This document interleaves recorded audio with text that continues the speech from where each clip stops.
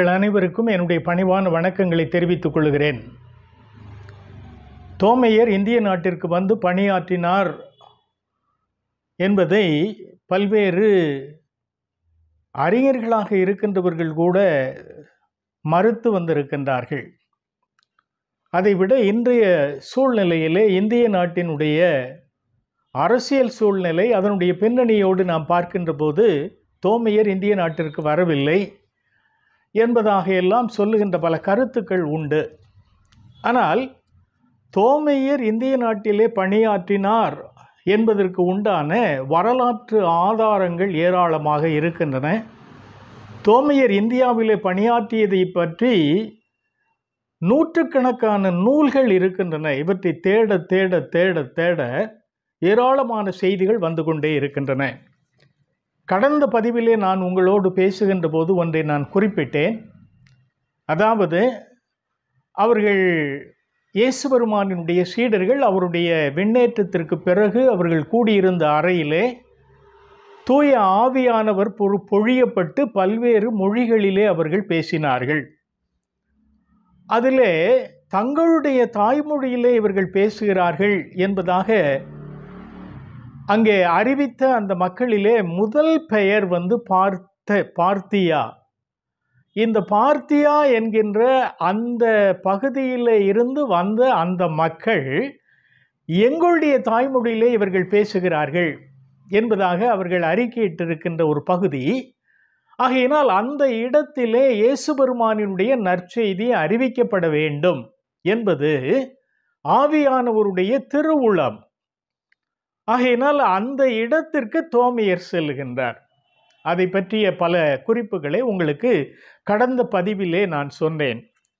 இதில் இந்த கொண்டபோரஸ் என்கின்ற இந்த மன்னனை பற்றி ஒரு சில கருத்துக்கள் வரலாற்றிலே ஏராளமான செய்திகள் கொடுக்கப்பட்டிருக்கின்றன. ஆனால் ஒரு சில கருத்துக்களை மட்டும் இதில் பதிவு செய்வதற்கு நான் விரும்புகின்றேன்.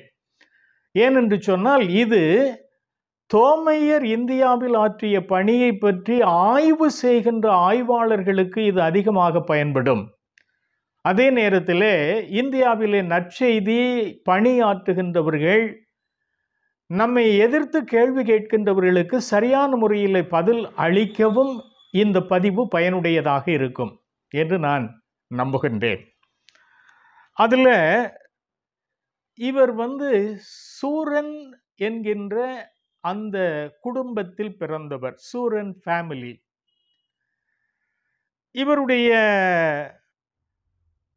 ஆட்சி பகுதி டிராஜீனியா, அதாவது பார்தேனியாவினுடைய கிழக்கு பகுதியிலே இவருடைய ஆட்சி தொடக்கத்திலே அமைந்திருந்தது. இவருடைய ஆட்சி காலம் கிபி 20 தொடங்குகின்றது என்பதாக பார்க்கின்றோம். அதில் இவர் முக்கியமாக தோற்கடித்தது யாரை அவர் தோற்கடித்திருக்கிறார்? Indo European Yuezhis, YUEZHIS, Indo European Yuezhis. அதுக்கப்புறம் ஈரானியன் சகாஸ், சித்தியன்ஸ் என்பதாக சொல்லுகின்ற பகுதி. ஸோ இந்த குறிப்புகளை வைத்து பார்க்கின்ற போது இவர்களை எல்லாம் இவர் தோற்கடித்து டைக்ரிஸ் ஆற்றிலிருந்து சிந்து ஆறு வரைக்கும் இடைப்பட்டிருக்கின்ற பகுதிகள் அனைத்திலும் இவர் தன்னுடைய ஆட்சியை நிறுவியிருக்கின்றார். அதில் அந்த சித்தியன் அரசன் AZES அவர் தோற்கடித்திருக்கிறார். அதுக்கப்புறமா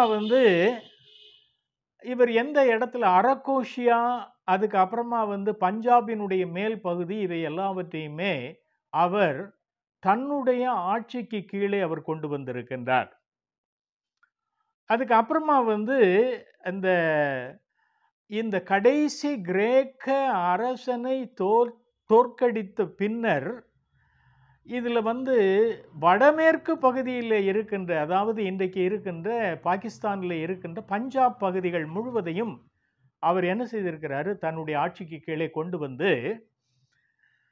டிராஜீனியாவினுடைய அரசர் என்கின்ற அந்த பட்டத்தை அவர் விட்டு பின்னால் அவர் என்ன செய்கிறாரு அப்படின்னு சொன்னால் இந்தோ பார்த்தீனியன் ராஜா கொண்டபோரஸ் அதாவது இந்திய பார்த்தேனிய அரசர் கொண்டபோரஸ் என்பதாக தன்னுடைய பட்டத்தை அவர் மாற்றி அமைத்திருக்கிறார் என்பது ஒரு முக்கியமான ஒரு செய்தி. இன்னொன்று, இவர் சொராஸ்ட்ரிய சமயத்தை சார்ந்தவர். பாரசீகத்தில் சொராஸ்ட்ரியன், ஈரான் என்கின்றது தான் பாரசீகம். அந்த பகுதியிலே இந்த சொராஸ்ட்ர மதத்தை தழுவி இருந்தவராகவே இவர் காணப்படுகிறார். இவருடைய அரண்மனைக்கு பக்கத்திலேயே சொராஸ்ட்ரர் கோவில் ஒன்றை அவர் கட்டியிருப்பதாகவும் வரலாற்று குறிப்புகள் நமக்கு காணப்படுகின்றன. அதுக்கு அப்புறமா இவருடைய காலத்துக்கு பிற்பாடு சகர்கள் அதை அவருடைய ஆட்சியை கைப்பற்றிய பிற்பாடு அது ஒரு புத்திஸ்ட் மொனாஸ்ட்ரியாக அது மாற்றப்பட்டிருக்கின்றது. இவருடைய ஆட்சி காலம் கிபி 20 இருந்து 46 வரைக்கும். நான் கடந்த பதிவிலே சொன்னது போல ட்ரக் இ பாஹி என்கின்ற அந்த கல்லிலே பொறிக்கப்பட்டிருக்கின்ற பொறிப்புகள், அவர் வெளியிட்டிருக்கின்ற நாணயங்கள், இவைகள் எல்லாவற்றிலுமே கொண்டபோரஸினுடைய தலை பொறிக்கப்பட்டிருக்கிறது. அவருடைய ஆட்சி காலம் 20 46 வரை என்பதாக அது பொறிக்கப்பட்டிருக்கின்றது. அதுக்கு அப்புறமா இவரை தோற்கடித்தவர் யார் என்று சொன்னால் குஷான், ஒரு குஷானர். அவருடைய பெயர் குஜூலா கட்ஃபைசிஸ் என்கின்ற ஒரு மன்னர் இவரை 46 கொன்று இவருடைய அந்த ஆட்சியை, இவருடைய அரசை அவர் கைப்பற்றி அது குஷான் அரசாக அதை மாற்றி அமைத்திருக்கிறார் என்பது இன்னொரு பெயர். இன்னொன்று, இந்த கொண்டபோரஸினுடைய பெயர் பல்வேறு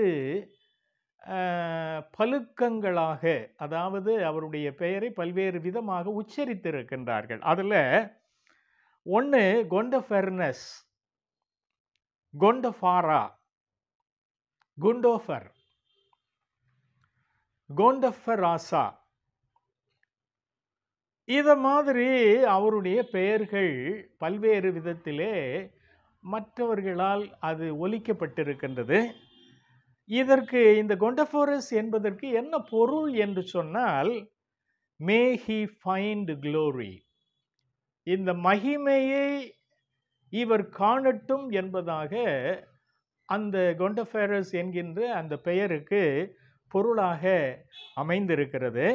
இந்த சொராஸ்ட்ரிய சமயத்தை சார்ந்திருந்த இந்த கொண்டபோரஸுக்கு இயேசு கிறிஸ்துவனுடைய நற்செய்தியை அறிவித்தவர் தோமையர். பின்னால் வரலாற்று குறிப்புகளில் நாம் பார்க்கின்ற போது இந்த மன்னர் இயேசு பெருமானை ஏற்றுக்கொண்டார். அவருடைய சகோதரர் காட் என்பதாக கடந்த பதிவிலே நான் குறிப்பிட்டிருந்தேன். அவர் இறந்து மறுபடியுமாக அவரை உயிர் பிழைக்க வைத்ததாக தோமையரை பற்றிய குறிப்புகள் பல்வேறு ஆசிரியர்களால் விளக்கப்பட்டிருக்கின்றன. ஆகையினால் இவர் இயேசு கிறிஸ்துவை ஏற்றுக்கொண்டார். அவர் இயேசு கிறிஸ்துவை ஏற்றுக்கொண்டதற்கு அடையாளமாக பின்னால அவருடைய நாணயங்கள், அவருடைய அரசாங்கத்தில் பொறிக்கப்பட்டிருக்கின்ற நாணயங்களில் சிலுவை அடையாளம் காணப்படுகின்றது. இன்னொன்று, இவர் கட்டியிருந்த மாளிகையினுடைய பகுதியில் இடிபாடுகளுக்கு இடையிலேயே ஒரு சிலுவை கண்டெடுக்கப்பட்டிருக்கிறது. இந்த சிலுவையானது இன்றைக்கு ஒரு முக்கியமான பேராலயத்திலே அங்கே வைக்கப்பட்டிருக்கிறது என்கின்ற குறிப்புகள் வரலாற்றிலே பதிக்கப்பட்டிருக்கிறது. இதுக்கு டாக்சிலா கிராஸ் என்பதாக பெயர். இதை பற்றிய இன்னும் விரிவான கருத்துக்களை, விரிவான செய்திகளை அடுத்த பதிவில் நாம் பார்க்கலாம். இந்த கருத்துக்கள் எல்லாமே தோமையர் இந்திய நாட்டிலே பணியாற்றியதற்கு உண்டான வரலாற்று சான்றுகள், தடயங்கள்,